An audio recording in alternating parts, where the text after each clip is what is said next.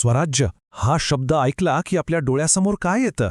नुसता एक शब्द नाहीये हा, की एक जबरदस्त संकल्पना आहे, एक विचार आहे. पण याचा खरा अर्थ काय आहे? चला, आज आपण छत्रपती शिवाजी महाराजांच्या नजरेतून स्वराज्याच्या अगदी मुळापर्यंत पोहोचण्याचा प्रयत्न करूया. तर मग स्वराज्य म्हणजे नक्की काय? हा प्रश्न खूप महत्वाचा आहे, नाही का? विचार करा जरा. आजपासून तब्बल 350 वर्षांपूर्वी एका तरुण राजाने ह्या प्रश्नाचं उत्तर फक्त शब्दांत नाही दिलं, तर थेट इतिहास घडून दिलं.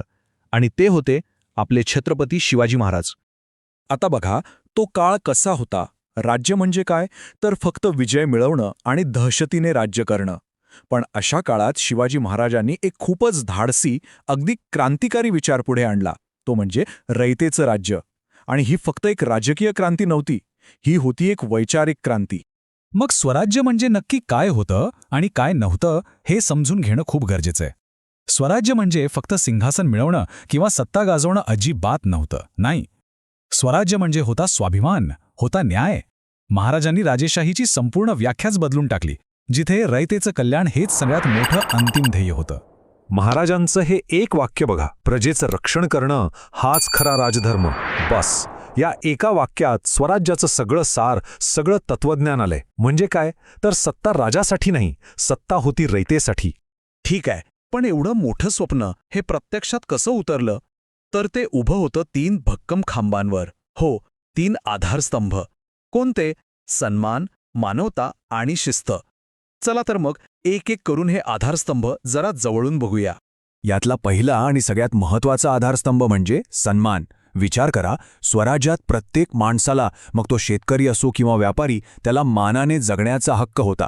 पण सगळ्यात क्रांतिकारक गोष्ट कोणती होती माहितीये? ती म्हणजे स्त्रियांना दिला जाणारा आदर.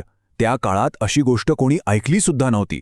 महाराजांचा तो आदेश बघा, कोणत्याही स्त्रीचा अपमान हा स्वराज्याचा अपमान आहे. हा फक्त एक हुकूम नव्हता, तो एक कायदा होता जो सगळ्यांच्या मनात कोरला गेला होता. इतकंच नाही तर शत्रूच्या घरातल्या स्त्रियांचाही सन्मान करणं बंधनकारक होतं. या बाबतीत शून्य तडजोड. आता येऊया दुसऱ्या आधारस्तंभाकडे, तो म्हणजे मानवता. महाराजांच्या स्वराज्यात धर्म या शब्दाचा अर्थ कट्टरता नव्हता. नाही, धर्म म्हणजे माणुसकी, धर्म म्हणजे आपलं कर्तव्य. आणि हे फक्त बोलण्यापुरतं नव्हतं.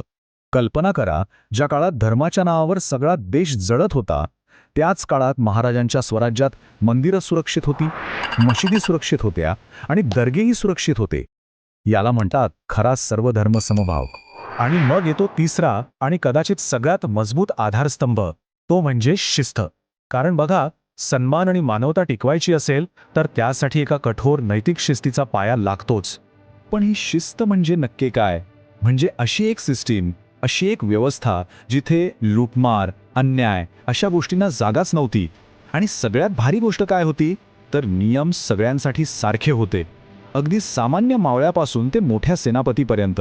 हीच शिस्त स्वराज्याचं खरं इंजिन होतं. बरं, हे सगळं झालं इतिहासाचं. पण मग आज काय? स्वराज्याची ही सगळी तत्त्वं आजही तितकीच महत्त्वाची आहेत का? चला जरा आजच्या काळात डोकावून बघूया की स्वराज्य म्हणजे काय असू शकतं. एक प्रश्न विचारण्यासारखा आहे. आपण स्वतंत्र तर झालो आहोत, पण आपण खरंच खऱ्या अर्थाने स्वराज्यात राहतोय का? महाराजांनी जी मूल्य दिली ती आज आपल्या समाजात जिवंत आहेत का? आजच्या काळात स्वराज्य मिळवण्याचा मार्ग सोपा नाहीये, पण तो अशक्यही नाही. त्याची सुरुवात होते साध्या प्रामाणिकपणातून, तो पुढे जातो स्वतःची जबाबदारी स्वीकारण्यातून, आणि तो पूर्ण होतो जिथे कुठे अन्याय दिसेल तिथे न घाबरता आवाज उठवण्याने. जरा विचार करा, जर आपल्यापैकी प्रत्येकाने महाराजांचा फक्त एक विचार जरी आपल्या आयुष्यात आणला ना, तर आपण सगळे मिळून एका खऱ्या हिंदवी स्वराज्याची निर्मिती करू शकतो. आणि याची सुरुवात आपल्या प्रत्येकापासूनच होणार आहे. एक गोष्ट लक्षात ठेवली पाहिजे, शिवाजी महाराज म्हणजे इतिहासाच्या पुस्तकातलं फक्त एक पान नाहीये, तो विचार आपल्या रक्तात आहे. हा फक्त एक वारसा नाहीये जो आपल्याला मिळालाय, तर ही एक जबाबदारी आहे, ती जिवंत ठेवण्याची जबाबदारी. म्हणून जाता जाता एक शेवटचा प्रश्न, महाराजांचा हा विचार फक्त घोषणांमध्ये आणि भाषणांमध्येच ठेवायचा, की आपल्या वागण्यातून, आपल्या कृतीतून तो जिवंत करायचा? निर्णय आता आपल्यालाच घ्या.